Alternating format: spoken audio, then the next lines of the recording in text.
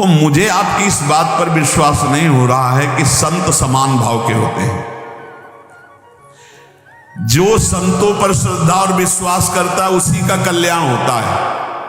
और आप कहते हैं संत समान भाव से सबका कल्याण करते हैं, मुझे इस बात पर दोष दिखाई दे रहा है। प्रश्नकर्ता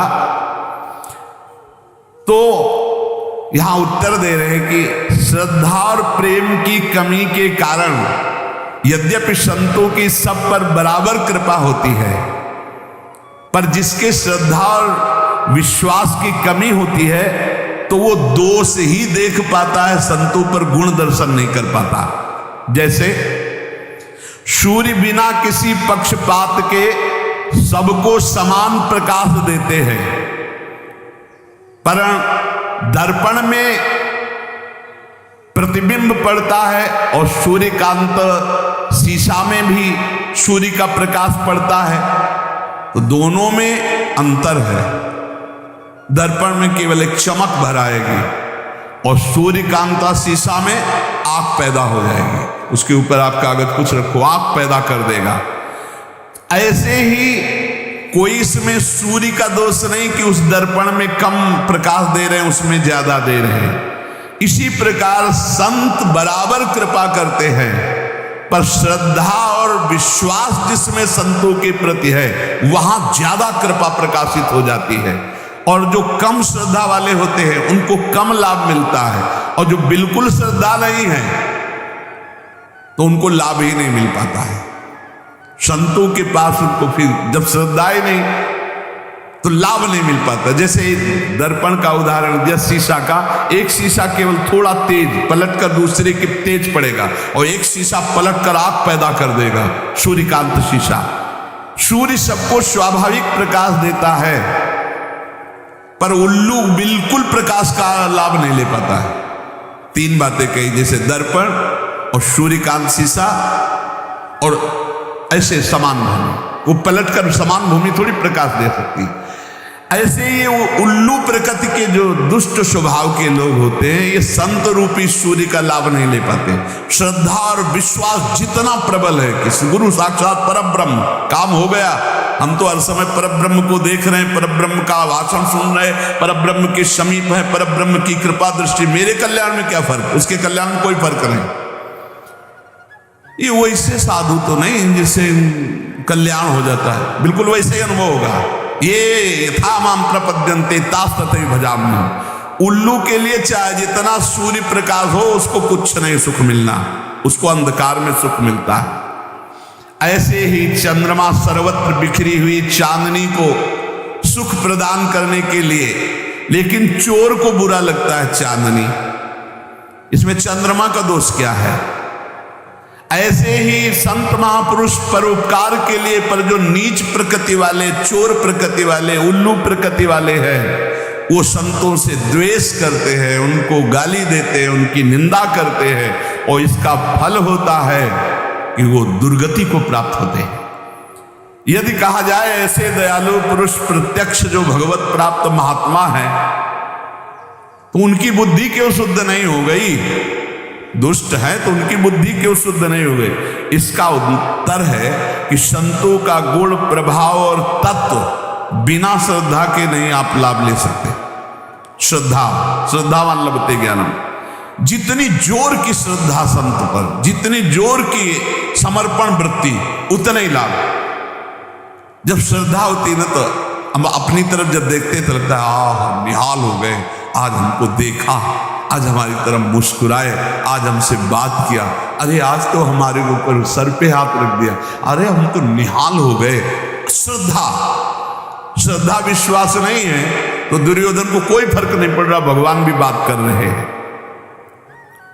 कभी कभी संतों के कुछ आचरण ऐसे होते हैं जिनको हम ना जानने के कारण दोष दर्शन कर लेते हैं। एक कुत्ता एक माट रखा था, उसमें कुछ खाने का था, चीनी आदि, तो ऐसे मुंह डाला, अब मुंह तो चला गया, लेकिन जब ऐसे किया तो निकला नहीं, तो भरभरा करके उसने ऐसे दीवार में ठोका, तो आधा तो टूट गया, आधा ऐसे ऊपर का हिस्सा। अब एक संत ने देखा, अरे तो कुत्ता बहुत परेशान है, लाठी उठा के अब वो कुत्ता भागा कि इससे तो मटकी से तो बच सकते, लेकिन लाठी से नहीं बच सकते। संत पीछा के कुत्ता भागता जा रहा है। आखिरकार संत दौड़कर लाठी का प्रहार किया। कहां? उसके गले में पड़े हुए उस मटकी के शेष भाग। अब वो टूटा। बाद में कुत्ते को समझ में आया मुझे नहीं मार रहे थे, ये तो हमारे बंधन को काट रहे थे, जो गले में बंधन उस माट का हो गया। कुछ ऐसा ही संतों के प्रति भी होता है। देखते हैं कि इसके गले की फांसी बनने जा रहा है, अब वो डांट रहे हैं, वो दौड़ करके उसको संभालने की कोशिश कर रहे हैं, उसको बुरा लगता है। वो कुत्ता समझ रहा था कि मटकी से तो बच गए, क्योंकि फूट गई सांस लेंगे, गले में पड़ी तो पड़ी रहे, लेकिन ये तो लाठी से खोपड़ी फोड़ देगा। लेकिन वो खोपड़ी फोड़ने के नहीं, वो मटकी का जो शेष भाग है उसे फोड़ने के लिए दौड़। ऐसे ही हम देख नहीं पाते हैं कि संत हमारे किस बात पर प्रहार कर रहे हैं, और अगर हम उनकी हर बात में वचनम करिष्येतो में निकल गए। संत महापुरुषों की दया, भगवान की दया समतापूर्ण होती है। संत उसे ही कहते हैं जो विद्या विनय संपन्ने ब्राह्मणे गव्यस्तनी सुनीच सुपाकेचा पंडिता समदर्शिना।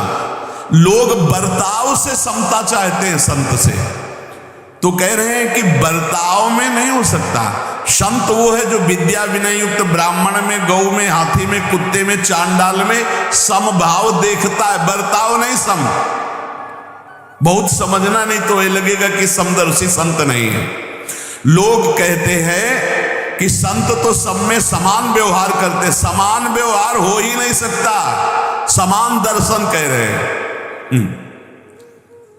विद्या विनय संपन्ने ब्राह्मणे गव्यस्तनी, गाय में और कुत्ता में समान भाव रखना है, व्यवहार का नहीं, दर्शन केवल कि कुत्ते में भी भगवान है और गाय में भी भगवान है। व्यवहार अलग होगा, खाद्य व्यवहार, स्वरूप, आकृति, गुण, व्यवहार इनको देख के किया जाता है। समता सब में भगवान की है, सब में एक आत्म स्वरूप श्री भगवान है। संत जन ये देखते हैं। अब जैसे हमारा देह समान रूप से हमें प्यारा है, ठीक है, बोले व्यवहार समान होना चाहिए, बिल्कुल समान, यहां लगेगा तो दर्द होगा, यहां लगेगा तो दर्द होगा। ये केवल दर्शन समानता का, व्यवहार में यहां भी भेद हो जाएगा। अगर भेद का अगर सही व्यवहार ना हो तो मूर्ख का आ जाएगा। नहीं, अब यहां छुआ कोई मतलब नहीं, फिर ग्रंथ छू रहे हो, नीचे के अंगों को छूने के बाद रज लगा के हाथ धोना होता है। क्यों व्यवहार में भेद किया? क्योंकि यह तुम्हारा ही तो शरीर है। बोले नहीं, इतना तो होगा, व्यवहार में तो भेद होगा, व्यवहार में भेद होगा, दर्शन में भेद नहीं होगा, हमारा ही शरीर है।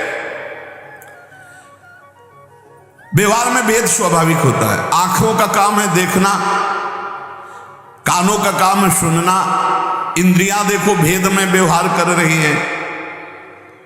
इंद्रियों के द्वारा जो व्यवहार होता है वो भेद में हो रहा है। समता दृष्टि की है आंतरिक, कि सब में एक भगवान है। जैसे शास्त्रीय विषमता सिद्ध पुरुषों में भी पाई जाती है, परमार्थ के पथिक को ये विषमता धारण करनी पड़ेगी। व्यवहार में विषमता और दृष्टि में समता।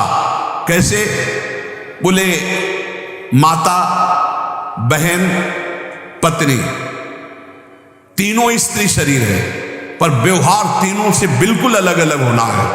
व्यवहार में समता और दर्शन में तीनों शरीरों में एक ही परमात्मा विराजमान है। हम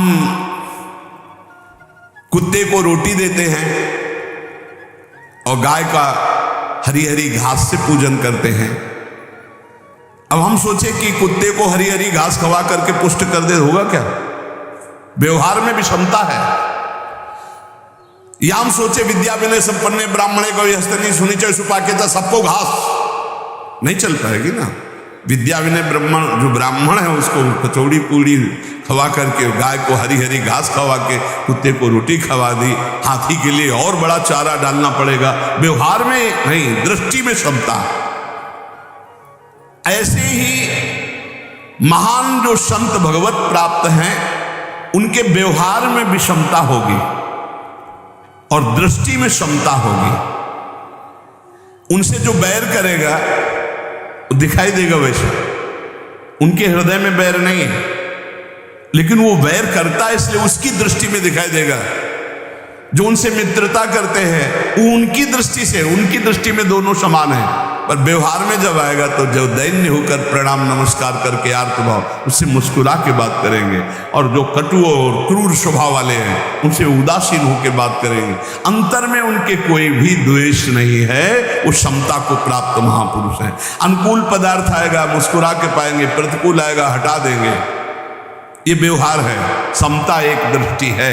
इसलिए हम संत महात्माओं की आज्ञा का पालन करें, भगवान की कृपा से सत्संग मिलता है। हम अपने जीवन को सुधारने की चेष्टा करें, निरंतर नाम जप करें। शेष चर्चा आगे। श्री राधा वल्लभ लाल की जय।